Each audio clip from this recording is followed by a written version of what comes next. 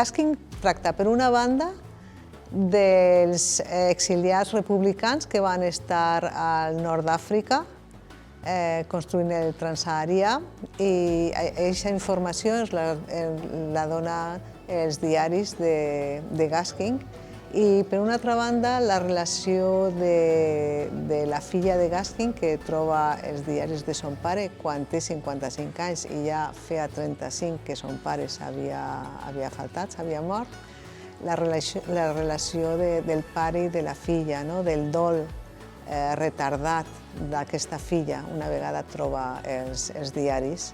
I també n'hi ha un tercer personatge, que és una amiga de la filla de Gasking, que vol escriure una novel·la sobre el tema. És una antiga amiga seva. Basada en fets reals, però en realitat és fictícia. Era molt emocionant observar com a poc apareixia la imatge. Com davant dels teus ulls, a poc surgia un instant de la vida d'altres persones. Saliendo de un lugar fatídico, después de haber sido humillado, explotado vilmente, viviendo automáticamente, ahogado por el tedio y pensamientos abrumosos. Primer va ser el trobar els diaris de Gasking i el saber la història de la seva filla, de quan els troba i el seu procés de dol, i la necessitat, el desig, i més que desig, la necessitat de contar aquesta història, perquè jo pensava que aquesta història s'havia de conèixer.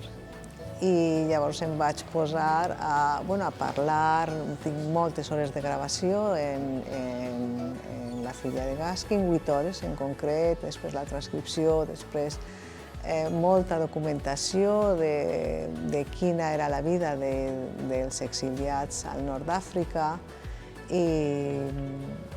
una vegada ja en tota n'hi ha molta més, perquè de la guerra civil i de l'exili s'ha escrit molt, però una vegada ja tenint aquesta informació vaig començar el procés d'escriptura. I he de dir que he comptat amb ajuda també, perquè era la primera cosa que escrivia així no tan llarga i tan estructurada. He comptat amb l'ajuda d'Alfons Cervera, que m'ha permès utilitzar algun fragment de la seva obra narrativa per a contar aquesta història. I també Domingo Chinchilla, al final, va ajudar a donar forma definitiva a lo que era el text. Sí, estic molt agraïda als dos i al meu equip de treball, a la meva ajudant de direcció, Raquel Sanz, i als actors que ja a nivell de direcció m'ho han posat molt fàcil.